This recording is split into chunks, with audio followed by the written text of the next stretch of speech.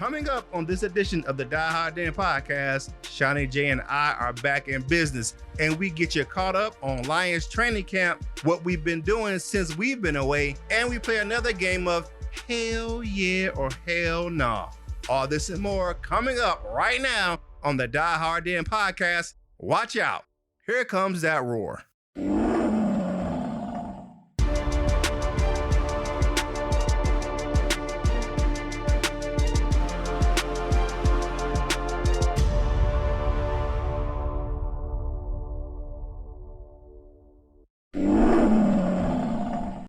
What up, though? This is Kurt Steele, and welcome to the Die Hard Den podcast. And as always, I'm with my man, Seany J. Hey, good people. We back after a few weeks off. Hey, man, it's good to be back. It's been quite a while since we talked to you all. And Seany J, let the people know what you've been up to since we've been gone. Well, people, I love the show, but outside the show, I'm a very busy man. I work a lot of hours, as Curtis knows, very busy man. But I'm glad we're back. I always got to make time to do the Die Hard Den podcast. All right. So what I've been up to since we've been gone is I've been in school. I'm in the sportscasting degree program at Fulton University, and I've been in some tough, hard classes a couple at a time. So I really didn't have time to do the show. So I've been busy, and our equipment went down. The MacBook Pro that I usually do the show on, record the show, had to go into the shop. We had some display damage, so I couldn't record the show with my man Seany J, but we put it in the shop, we got it fixed, and now we're back and ready to go. So, you ready to start the show, my man? Yes, I am. Let's get it going. It is always at we do at this time, it is time to tell me something good. Seany J, you up first. Tell me something good. Well, as you know, we're still going through this COVID-19 thing. The NFL is going to try and push through it and play this season on time. A few Lions went into COVID protocol, including star quarterback Matthew Stafford, but thankfully he never had the Rona. A lot of people feared. We'll get into that later, more into that later. And all the Lions are back on the field, no more testing positive. So let's hope it stays that way. Let's hope for a 16-game season. All NFL teams stay healthy. Don't try to send no girls into the hotel, and we should be good. We'll talk about that later. Oh man, that was a story. So what I have this week for Tell Me Something Good is Tracy Walker. Now, Tracy Walker's cousin, Ahmaud Arbery, was a victim of a senseless crime earlier this year down in Georgia. He will pay honor to his cousin Ahmaud Arbery with the social justice decals on his helmet this season, along with some messages on his cleats for his cousin. So shout out to Tracy Walker for showing the love and support for his slain cousin, and we look forward to seeing him pay tribute to him during the season. Now, if you don't know, that is the reason why Tracy Walker switched to number 21. That was Ahmaud Arbery's number in high school. So, Tracy Walker, big shout out to you. Keep doing your big things on the field and keep your cousin's memory alive. So, let's get into some camp news. First up, we got DeAndre Swift. DeAndre Swift is making an impression in camp with his receiving skills. What do you have to say about my man DeAndre Swift doing his thing coming out the backfield? It's great. There's a talented guy. They draft him high for a reason, second round. It's good he can catch the ball. It's good to have a second skill. But I'm more concerned, can he be that star running back for us? Can he carry the ball? Can he go for about 1,500 a season? If he can't run, if he catch the ball off the backfield but can't run, basically we have Theo Riddick all over again. And I love Theo. And I think he could be a 1,000-yard receiver running back type, like Marshall Faulk or Roger Craig or something like that. But that didn't quite work out. And, like I said, it's great that Swift catch the ball, but can he rush it? That's the question. That's what we drafted him for. Well, all right, here's my take on that. I understand what you're saying, but I'm not surprised that DeAndre Swift can catch the ball out of the backfield because he played receiver earlier in his career at Georgia. He played behind players like Nick Chubb, and he didn't have a chance early in his career to get on the field. Now, with that being said, I don't have to see a problem with him running the ball. I think he's a runner first, but he developed his receiving skills getting on the field when he was a younger player. But I don't see him having a problem running the ball. I just think that it's an additional skill where he can be a dual threat. He's coming out of college as a three down back, and that's how they drafted him. They build him as a three down back. So I think that that's going to be an additional skill that can help him push for that starting role against the next guy we're going to talk about. Coming into camp, we always know that Kerryon Johnson has an injury bug. And if you look on your screen right now, you see Kerryon Johnson has a huge knee brace on his right knee. I think it's the same knee that's given him problems the last few years. So, what is your thoughts on Kerryon with the big knee brace, my man? Well, once again, I like Terry. Again, he's a talented guy, but he has problems staying healthy, and that's why I've been, I'm campaigning for the Lions to take another running back. I wanted Jonathan Taylor, but I digress. We got Swift. Hopefully, Swift, he sat out today's practice because he had a minor injury. Hopefully, it's minor, and they don't want to take a chance. They want to stay him for the season in a couple of weeks. So yeah, our top three running backs are injured, a little banged up right now. Kerryon, Swift, and Bo. What is it about those SEC running backs? If they can't stay healthy, I don't know what it is. But those Yeah, SEC guys seem to have trouble staying healthy, or is this just a coincidence? yeah, I think it's a coincidence. It's just it's camp. I'll say this: I expected a little more injuries this off season, just because of the fact that you got guys in the league, man, where they don't have any training camp. They didn't have any OTAs, so they're still getting into shape. Right. So I'm not really fretting on it. You know what I'm saying? I'm not really tripping on it. You know what I'm saying? So I just think it is what it is at this point. All right. So next man in the shoot is the young guy, the young receiver making big plays and turning heads in camp. Quintez Cephas. Cephas is doing his thing in camp. He is making some Yeah. big plays, contested catches, good strong hands with a good catch radius. So I'm liking what I'm seeing out of Quintez Cephas in camp. Me too. I liked him at Wisconsin. We all know what he went through, that criminal trial, for sexual misconduct. Which I thought from the beginning was bogus, and I'm glad he got off. Um, Yeah, one thing the rap against Cephas was he didn't have great speed. He didn't really get 40 time at the combine or a pro day. Only like a 4.7 or 4.8, which is slow for a wide receiver. A Yeah. wide receivers just makes his living off speed and good hands. I mean, if you have speed, you can't beat nobody. You're useless as a receiver. But Quintez is a nice body. He's built more like a running back instead of a wide receiver. Nice muscular body. Has good strong hands. I mean, he might be a good possession receiver. He might not be a deep threat, but a guy who can, reliable, a guy go to on third down, catch those passes. So, everybody can't go catch for 20, average 20 yards to reception, but he's the guy to pick up those first downs, the crucial moments, and he can fight for the ball. Yes, he's very strong.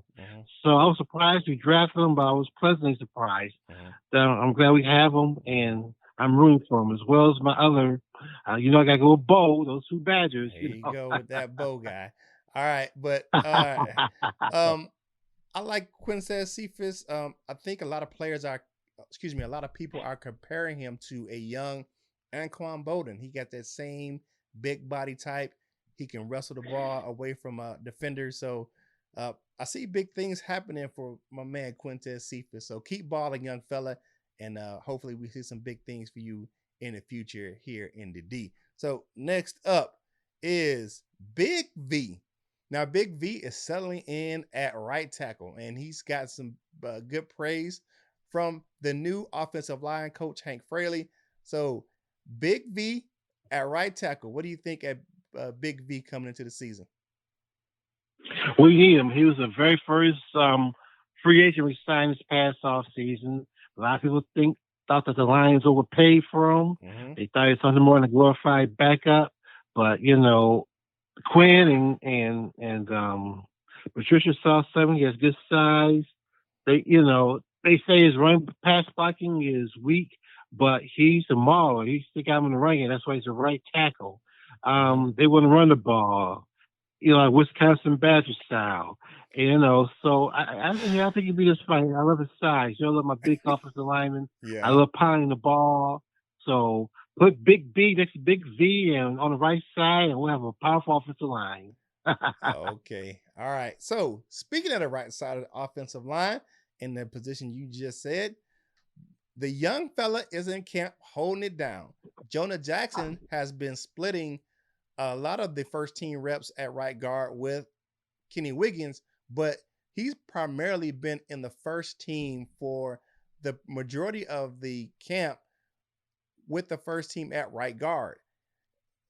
Now, reports are he's solidifying his position on the offensive line, that he has maturity, and the way he's been performing is that he's going to push for the starting right guard position. Now, that's one thing I did say when we made our predictions earlier this offseason. I said I think right guard is going to go to Jonah Jackson. So, Jonah Jackson, right guard, what you got? Well, he's a former Buckeye, he's a former enemy, but I wish him well. I wish, of course, Okuda well, any other Buckeye again. I wish Mm-hmm. the guy who just went down on Jason, Jay who's on injured Jason reserve, Cornell. Mm-hmm.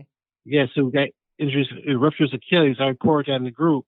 I wish him well. They're Lions now. They're no longer Suckeyes. They're no longer the enemy. They're my Lions now. And, I'm rooting for them. I'm all for them. I love them like they're my sons. I want them to see them succeed. If Jonah Jackson's the best option at right guard, better than both, so be it. But I'm rooting for him. I'm rooting for the kid. They drafted him third overall. Now, correct me if I'm wrong, he was a 3-year starter at Rutgers. He's played his final year at Ohio State. Is that what happened? Yes, that's correct. So, yes, okay. So, yeah. So he's a good player. He can get noticed at Rutgers. He can get recognition until he went to Ohio State. Mm-hmm. But that's fine. If he can help my Lions, him and Akuda, and Taylor Decker, I'm all for it. So go Buckeyes, go Lions. Okay. All right. So, speaking of another former Buckeye, Jeff Okuda. Now, I will say this: Jeff Okuda has spent time with the second team, but he has been making some plays the last few days. So, what do you think about him starting off the camp with the second team? Well, once again, the third pick overall. People, blogs and magazines have been picking him to go to Lions third months before the draft, and people say he's the best pick for the Lions, and the Lions took him. Now, just like Matthew Stafford and Joey Harrington and other high picks, there's a lot of expectations on him. He started off camp kind of slow, which was kind of disheartening. I posted a couple things in the group about him. The rookie from last year, Amani Aroye, out of Penn State, he's been playing hard. Some say he's outplaying Akuda. He stepped out of his game. We need him to play. It's fine if Aroye plays well. We have two young cornerbacks, which would be great for our secondaries, both for the secondary. So I'm all for Aroye being push Akuda.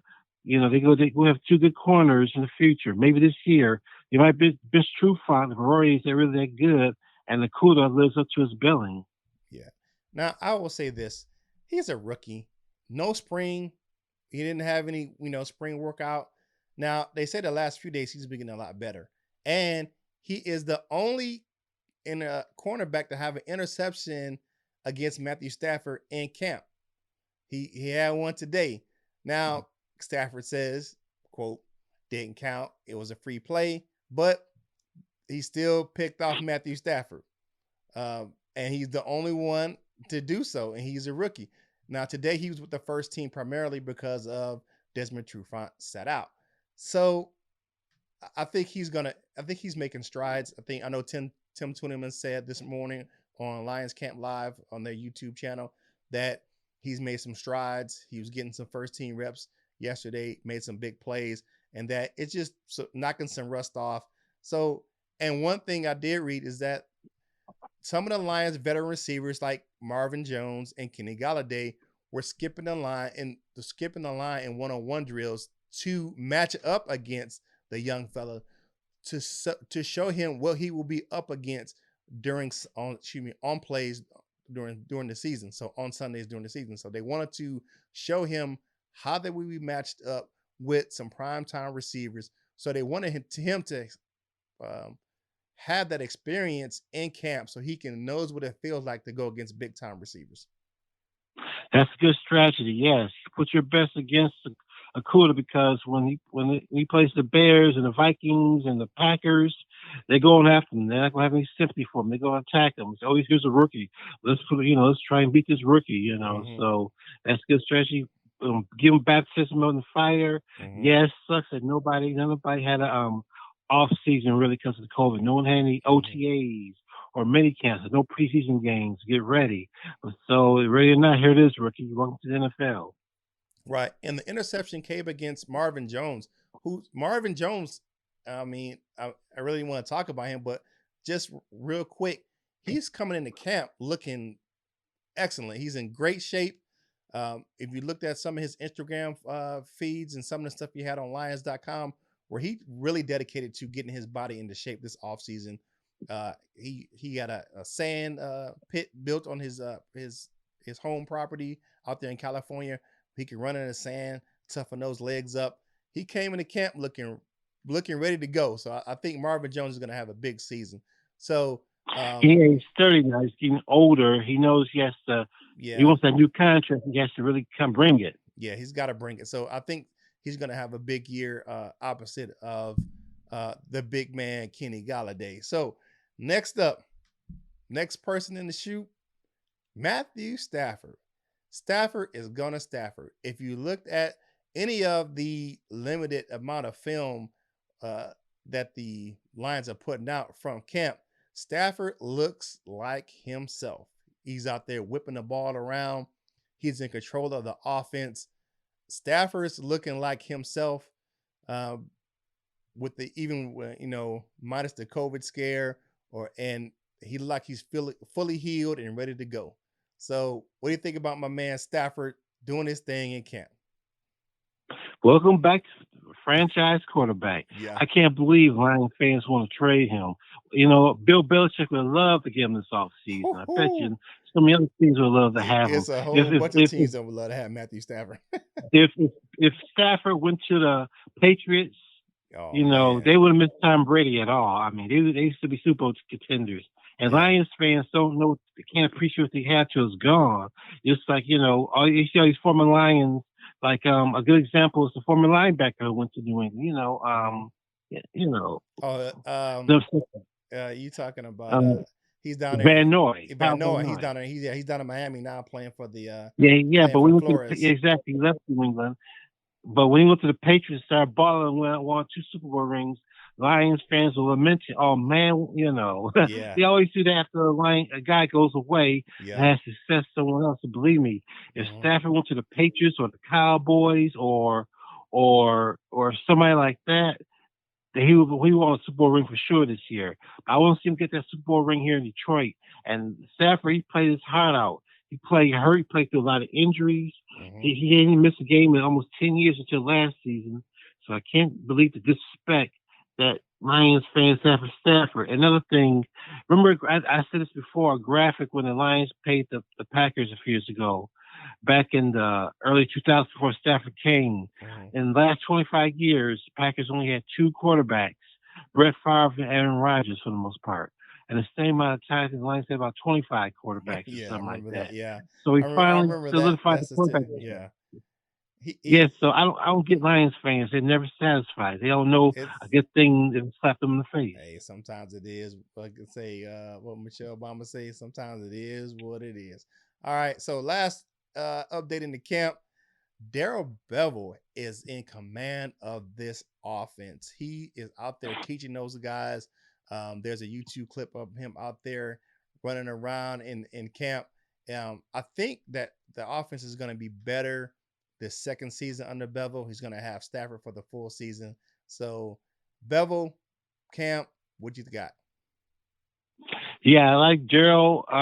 If the Lions offense is successful, I think it will be, you know, they're going to have Bevel for long because he's going to be offered head coaching jobs Yeah. before long. Hmm. Right. So hopefully, once again, the Lions Yeah. would, That's hopefully he sticks around for at least two Super Bowls. I mean, I think the Lions got a legitimate shot this year, even though they came off for 3-12 in one season. That's hmm because he had a ton of injuries, but get our players back. And like I said, Bevel, he got some playmakers on offense. I think we have a legitimate, got the franchise quarterback back. I think we have a legitimate shot. We stay healthy. Like I said, but if we win all, he's gonna get so many head coaching jobs. It'll be almost impossible to keep him. So let's enjoy him while we have him, people. All right. Hey, that was our training camp news. Hey, thank you for tuning in to the Die Hard Den podcast. If you're watching on YouTube, hit the like button, hit the subscribe button, hit the notification bell so you can get some fresh content from us. If you're watching on Facebook, hit the like button, share it with your friends, and please subscribe to our Facebook page. If you're listening on your favorite podcast platform, thank you for again for tuning in to our show. And thank you for the download. And keep on with the Die Hard Den podcast. All right, moving on. It is time for our favorite segment of the show. You know what it is, Seany J. It is time to play Hell Yeah or Hell Nah. You ready to go, my man? Oh yeah, All that's right. what it's like. It's my favorite game. All right. So, first up, the Lions will continue to struggle to close out games in 2020. Hell yeah or hell no. I don't say hell no. Contingent, like we'll get that ball control running offense, get a running game going. That's what we need a running back. Control the football, run out the clock, Mm-hmm. protect the lead. And I just don't want to sell on the lead. I want Bell to be aggressive. I want to pad the lead, not just to protect a slim 3-point lead and get Mm-hmm. conservative. I still want to be aggressive. I want that killer instinct. And I think the Lions, they might have that killer instinct. You see those T-shirts they putting out, The the dagger Dagger time. Time. Yeah, dagger time, Yeah. baby. They want to close them games out. Hey, I'm gonna say hell yeah. Hell nah. They're going to not gonna struggle with closing out games. They are going to hold it down this season and they are going to close out games. So that's a hell nah for me too. They are not going to struggle to close out. Matthew Stafford says he's making a point this year to close it out with a dagger time. All right, next up, Jonah Jackson will be the starter at right guard this season. Hell yeah or hell no. Well, if if things continue on the pace, if he's as good as he's playing, and can practice like they say he is, I got reluctant to say hell yeah, because like I said, you know who I want there, the right guy. I'm not gonna say his name, you already know, Here we but go. But yeah, I got you. but but if Jackson is outplaying him, if Jackson's outplaying everybody else on the roster is outplaying Stenberg, who I thought might have a good shot, one of the guard positions, and Joe Dahl, those guys. If he earned it, he earned it. I mean, if he deserves it, he deserves it. And if he can make the Lions a better team, he can protect the franchise quarterback, open holes for our running backs. I'm all for him starting. So if he's really as good as they say he is, I'm gonna say hell yeah. I'm gonna say hell yeah. You already know I picked him to be my starting right guard at the beginning of the season. So next up, Kenny Galladay's contract will get done before the start of the season. Hell yeah or hell no. I don't know if we only got a couple weeks before the season starts. So, but um, I'm kind of torn. I'm on the fence on this. I want to see him get it done. I don't want to be a distraction going through the season. I Mm-hmm. want Kenny to get paid. I want him to see his security. I want his concentration to be on the field, not worry about getting hurt or getting that contract. I want him to secure the bag.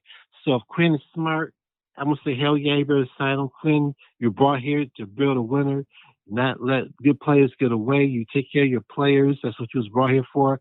And Quinn, both you and Patricia are on the line. She's just like anybody else. Let's not forget. All right. So I'm going to reluctantly say hell no. I don't think it's get done.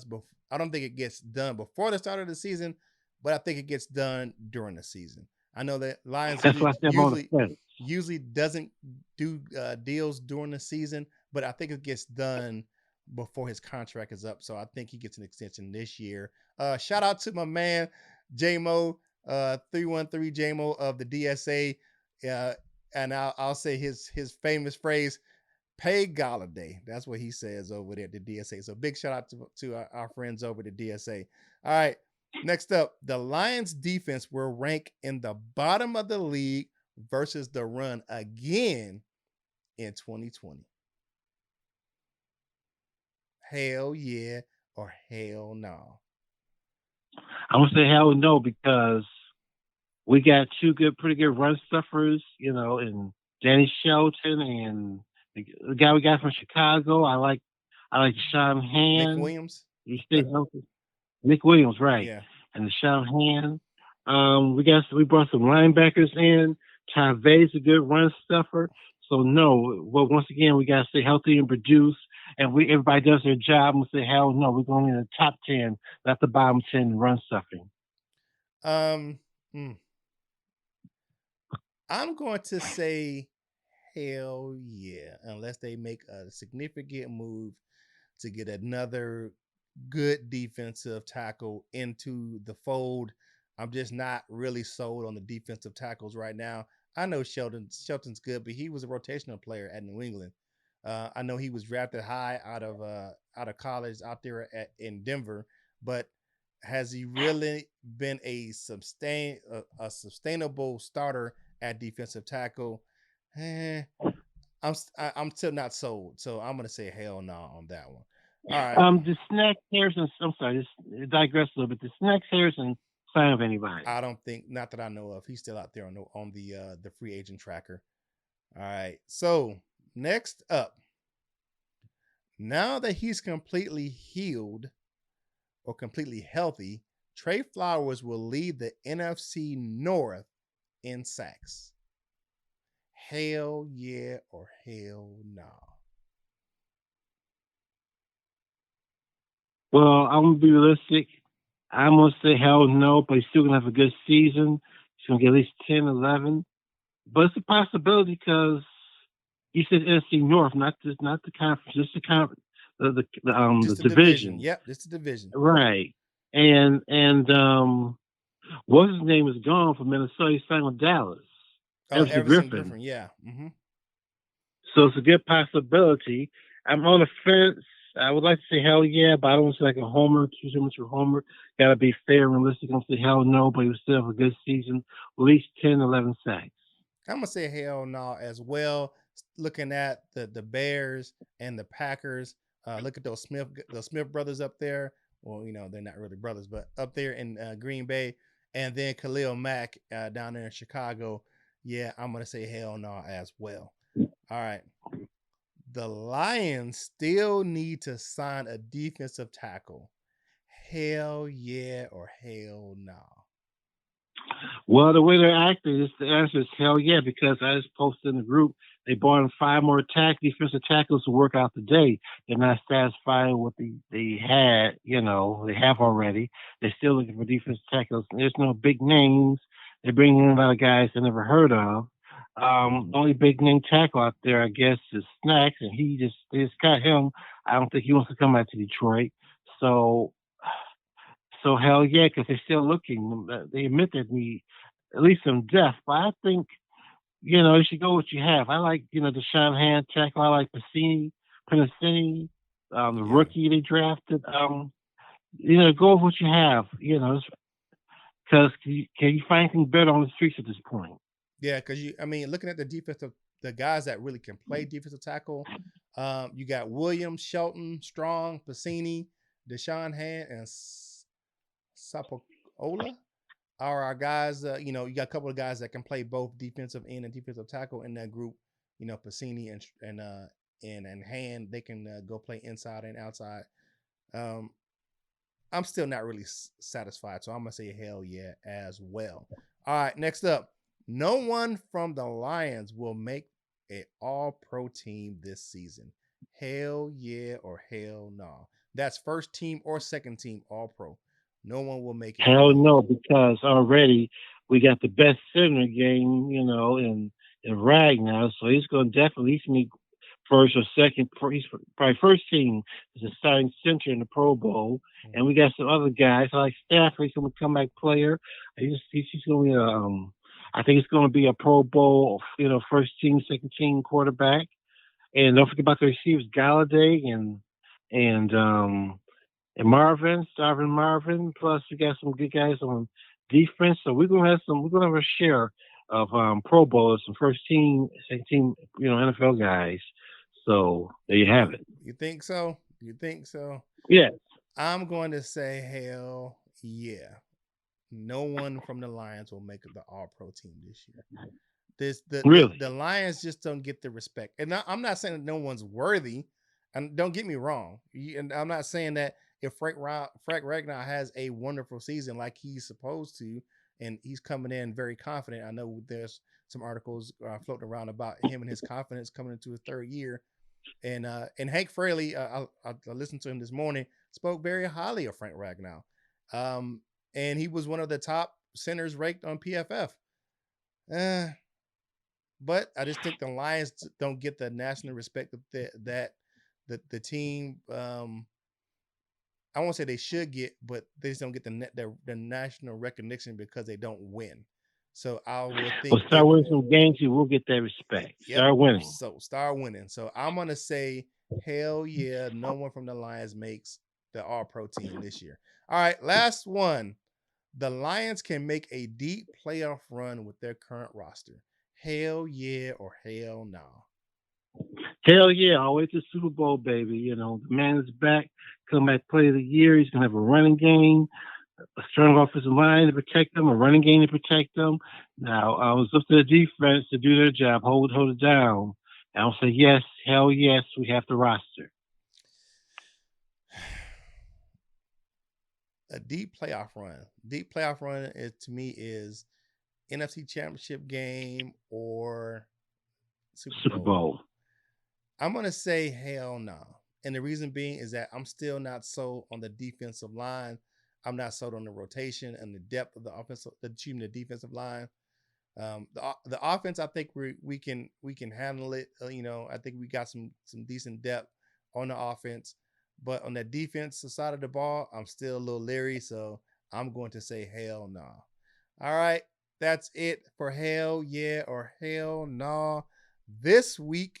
So um again, thank you for watching or the Die Hard Den podcast. If you're tuning in on YouTube or Facebook, hit the like button, hit the subscribe button, hit the notification bell. If you're listening on your favorite podcast platform, again, thank you for the listen. All right, next up, 2 points conversing. All right, first up is Seany J. What was your reaction to Matthew Stafford hitting the COVID list? Everybody panicked. I shot. Oh shit! I'm sorry. I can say it on my show. You edit it out if I can, but thank God it turned to be a false report. I mean, they really pissed off Kelly, his wife, and she went on a tirade.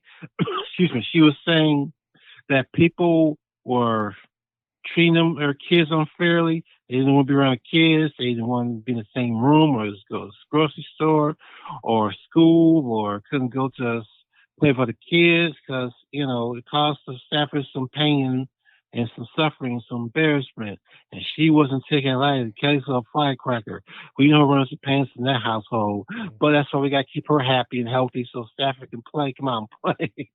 but but I love Stafford. I'm glad he's healthy. He's the man. The man is back. I mean, I want to see healthy. Like I said, I want the running game to protect him. I want the offensive line to protect him. I want to see him have at least come back player of the year, which I think he will. And he doesn't have to throw for 50 touchdowns and 5,000 yards. But he's going to have he can more like a game manager, if you will. Make some good plays, some good throws, and that'll be sufficient to take us all the way. All right. So I'll tell you, we discussed this when we talked on Facebook Messenger when he first hit it. And I said I wasn't surprised. And the reason why I wasn't surprised is that one of the players that was on that list that Matthew Stafford worked out in the offseason, that was Nada, the tight end out of Georgia, was on that list. And I was like, it didn't surprise me. Now, come to find out, it wasn't linked to Nada at all. It was a false positive, but he was the biggest name in the league that hit the COVID list. So I just think that the league needs to do a better job. Now, along with Kelly blasting the league, man, that was something that I understand where she's coming from, and I understood that you put his family in a bad position where his kids couldn't go play, his wife couldn't go to the grocery store. The MLB doesn't report COVID like an injury.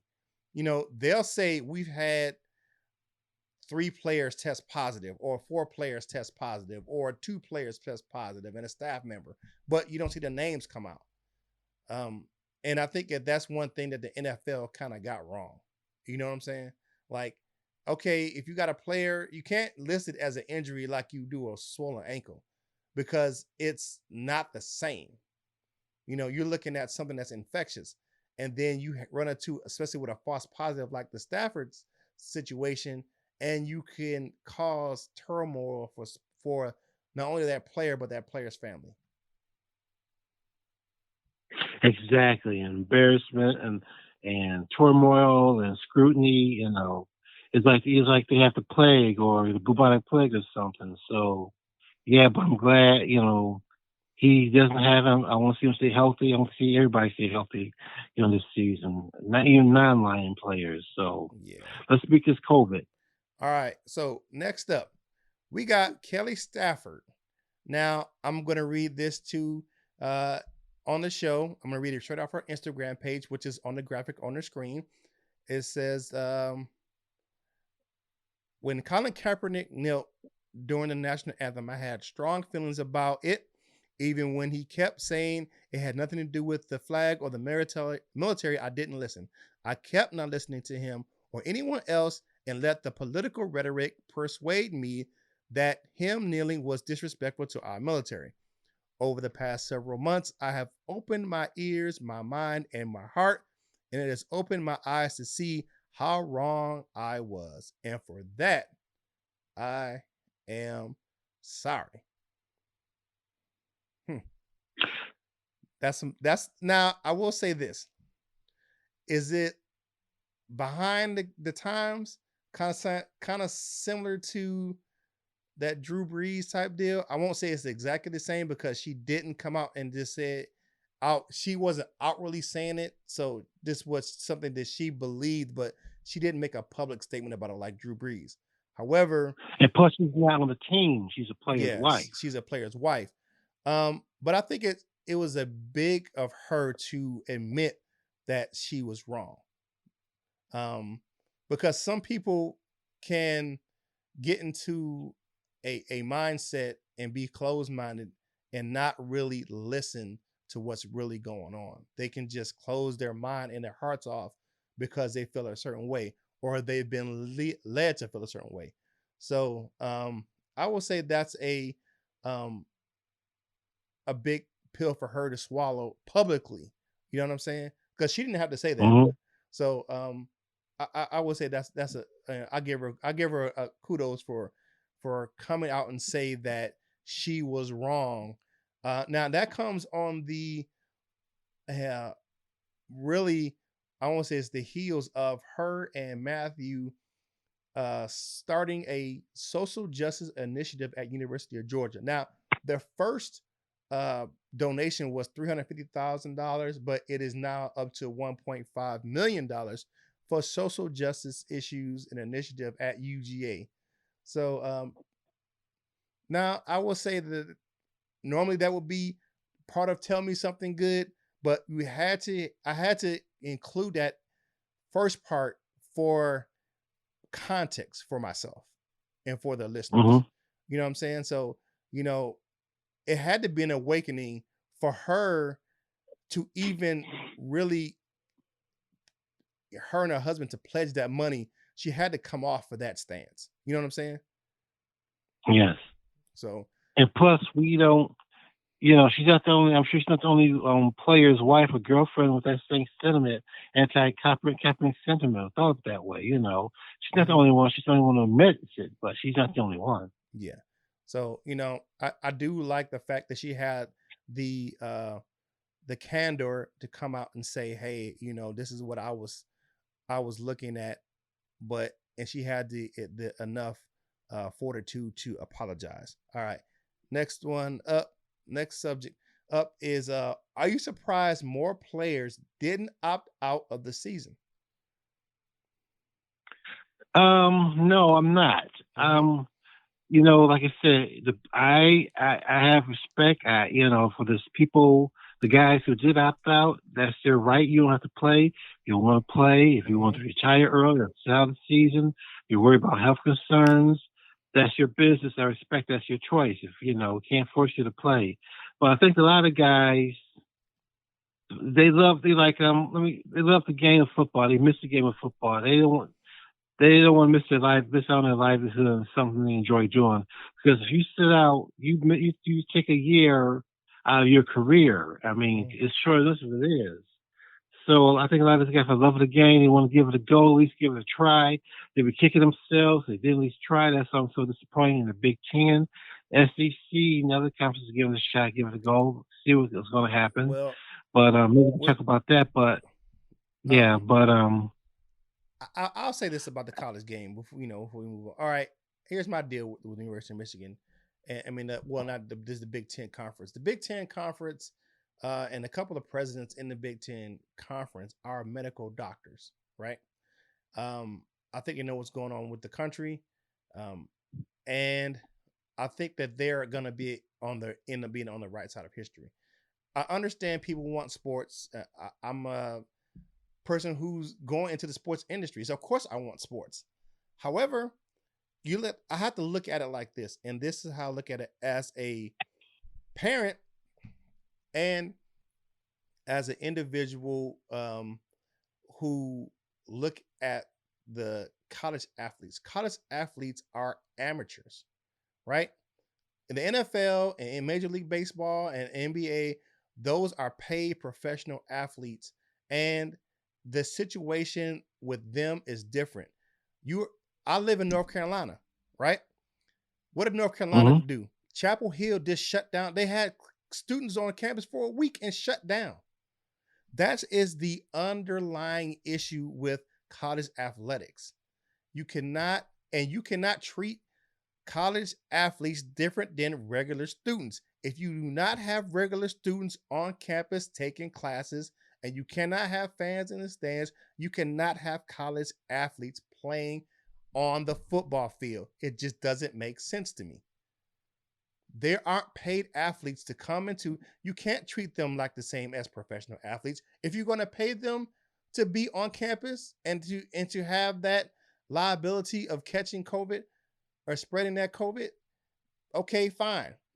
Because guess what? The college isn't going to be. They're not going to be liable for a player catching COVID-19 and dying.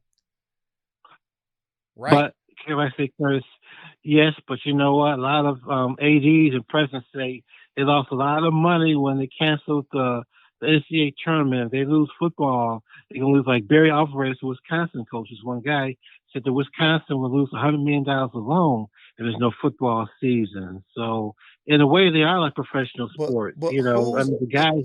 Is it more important to make $100 million, or is it more important than the health and safety of the college athlete? Do you making my point for me? You're making my point for me. You're making check it. This out.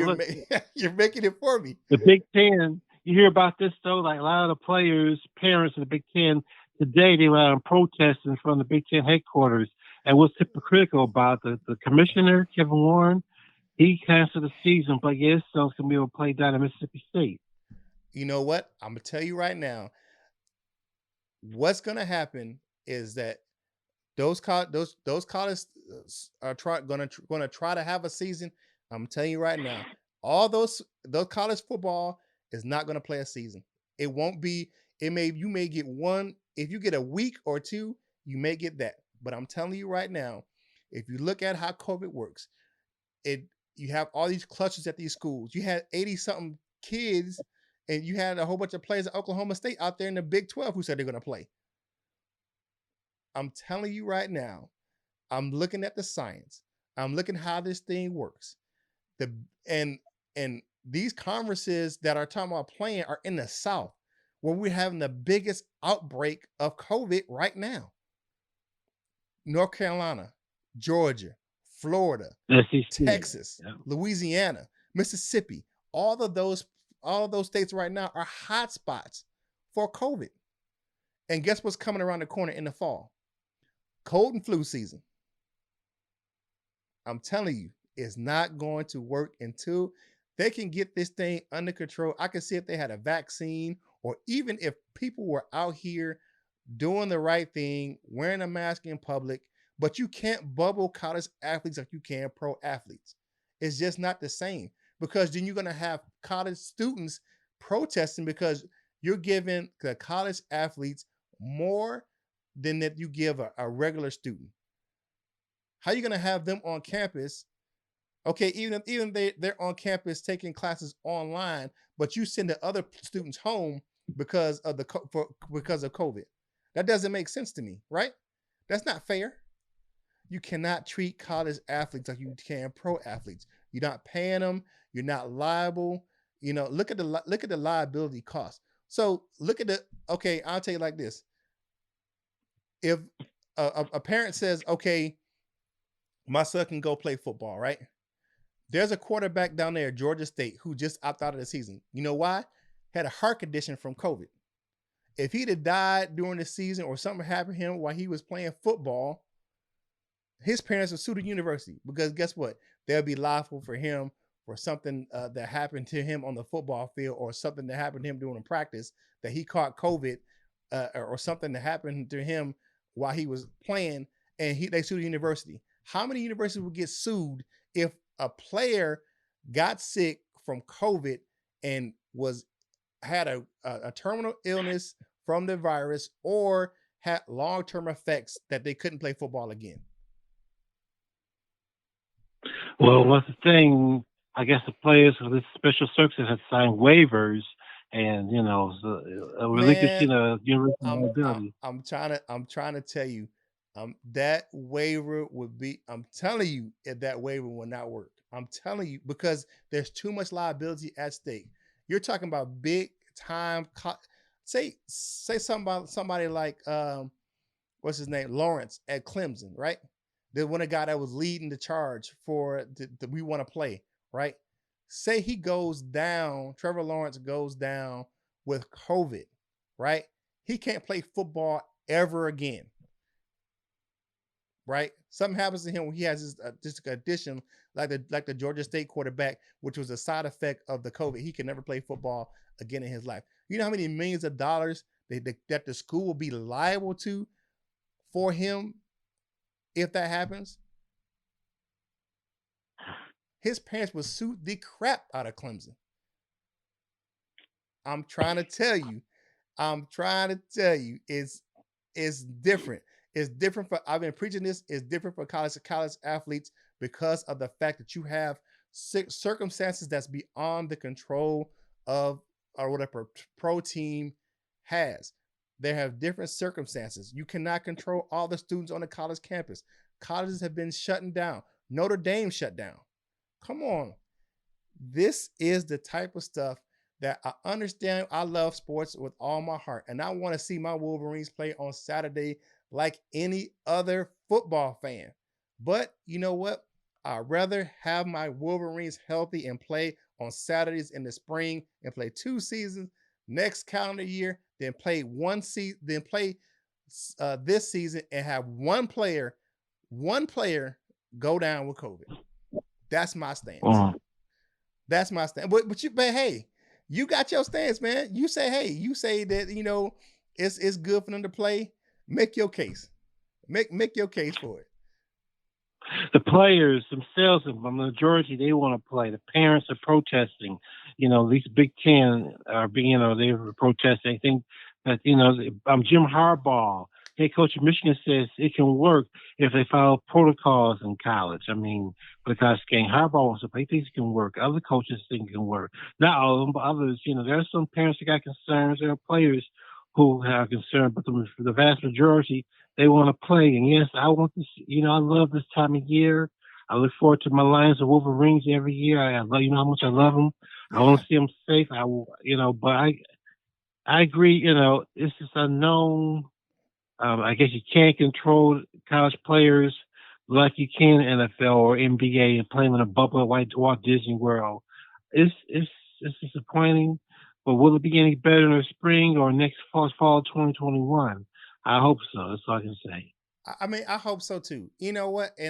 I'll say this, and I understand the money part because some schools they have their operating costs is built on the athletic programs. I get that. Some schools, you know, they don't have big donors. They get their majority of their money from ticket sales and games and merchandise, and I get it. I understand it. However, to me, I think that athlete's life is more important than them risking it to play a game they're not getting paid to play yet. That's And just you me. know what? You raised a good point too. What you just said there, and all the money that even Ohio State said they're going to lose a whole lot of money and their budget's going to be shot. This proves one thing that these college athletes deserve to get a stipend more than just a free education. Yep. I mean, they deserve to get paid something. This whole thing is proving that that these college boys they're bringing a lot of money to these universities. I mean, look at all the TV revenue they make. It's like I said, merchandising. I mean, listen, I hate Ohio State, but look how much money Trey Young's jersey sells for. Yeah. And what's his name? The running back just left. Ezekiel Elliott and the other guy, their jerseys Oh sell for a lot yeah. of money. J.K. But Dobbins. Yeah. yes, they sell for a lot of money, but the players they can't see a dime of that money. So, Yep. and if it wasn't for the players, the universities wouldn't make no money. So, one of the things the COVID case brought out is how much money will be lost if there's no season. And the players deserve to get something because no players, no money. Right. So, there you have it. Understandable. All right. Um, last few things, real quick. The COVID face mask. Oakley is releasing a second version of their mouth guard. They had a prototype come out already. We talked about that a few shows ago. There's only 2 Lions of five signed up to wear the COVID shield, and only 2 of those guys are using it. I just think that like anything, you're gonna have a trial period. They probably need to come out with something a little bit lighter, maybe with something a little more breathable. But shout out to Oakley for trying to have something where to keep the players safe. Yes, I want to. It's a whole new world, whole new ball game. No pun intended. So we gotta take as many safety precautions. If there's not going to be no college football, please let it be NFL, Lord. Please give me the NFL. I'm taking it all away from you. I feel you, my man. I feel you. All right, last one. You brought it up a little bit in the opening of the show. Yes. The Seattle rookie. Come on, bruh. Come on, Come on, bruh. man. I Why are mean, you, dude? he's You, the undrafted rookie, but he has a long shot to make the team as it bruh. is. You was, I mean, he's not bruh. Russell Wilson. You He's not a tripping. guaranteed contract. He's gonna. We are living in a bubble, and the season is on shaky ground. Hanging on by a thread. We hope we can get through, and everybody's trying their best to make it work. They quarantine the players in the hotel. He's gonna try to sneak a Bruh. woman into the hotel. And Yes. if the picture that's going around is the right person that they's trying to say who this is, there is no way in Sam hell that she could disguise herself as a football player. It ain't even close. She ain't even big as a kicker. I mean, so he let his the little head do the thinking for him. I mean, bruh. he's not a star player. He's a I'll say this, you know, and I don't know what he was thinking, and I don't know if that was his, the greatest love of his life or whatever. Um, but come on, bruh, you trying to make the squad now? undrafted free agent, no guaranteed Yes, contract. no, come on, dog. You got to be, Come on, man. you got to do better than that, bruh. You got to do better than that, bruh. He, Hey, but he never get no shot at all. I wish the young man had luck. Hopefully, he can find another team to take a shot on a shot.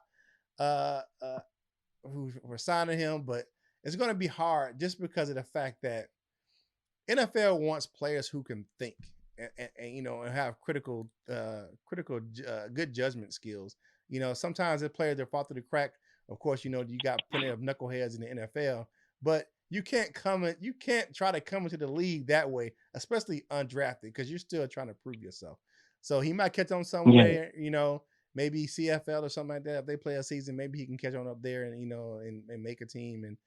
But bruh, I don't know what you was thinking about that one. All right, my man, Seany J, good show. That was 2 points conversing this week. Hey, before we get out of here, thank you for tuning in to the Die Hard Den podcast. If you're watching on YouTube, hit the like button, hit the subscribe button, hit the notification bell so you know when you're getting fresh content from us. If you're watching on Facebook, hit the share button, hit the like button. If you're listening on your favorite podcast platform, thank you for listening to the Die Hard Den podcast. We appreciate the listen. Hey, for you guys, go out there and subscribe to our Facebook page. Seany J does a good job of keeping you guys up to date, and you can see the content from the show right there on our page. So, Seany J, it's time for us to go ahead and get on out of here. So, tell the people how they can find you on social media. The main social media, I'm always on Facebook. You can find me as Sean Jennings, the most handsome Sean Jennings on Facebook. That's me. And I'm also the head administrator of the Truest Lions, Detroit Lions fan. I'd be happy to add you. I keep both our, please support our page, please support our group, please support our platform. We appreciate you. We want to grow our page. So, yeah. So there you have it. All right. So I'm Kurt Steele. You can find me on Instagram and Twitter at Curtis Steele 14. You definitely can subscribe to our Facebook page. It's www.facebook.com/Die Hard Den Podcast. Check out our YouTube channel. Just type in Die Hard Den Podcast and you'll see our logo up there on our banner. So we appreciate you coming in and listening to us. Please be safe out there. COVID is real. It's not a conspiracy. I'm not, it's nothing political. I want everyone to be safe and be healthy and make it through the year and make it through this pandemic healthy. And I hope that we don't lose another human being to this horrible virus. So that's all for today. Hey, any last words to fans, Seany J? Well, yes, I want you all to stay safe from COVID, and I wish the NFL gets to a safe season. This COVID doesn't ruin it. I'm gonna miss college football this fall, but like I said, I hope the SEC and the other conferences who are attempting to play wait. I think it will make sense if all the major conferences play in the spring. If you just can't have play in the fall and have play in the spring, that won't make no sense. We know is the season's kind of messed up. There will be no bowl games. I guess the best thing teams to play for this year in college is the conference championship. There's no bowl games or national champion this year. It's like basketball. Yeah. All right. So for my man Seany J, this is Kurt Steele of the Die Hard Den podcast, and we are out.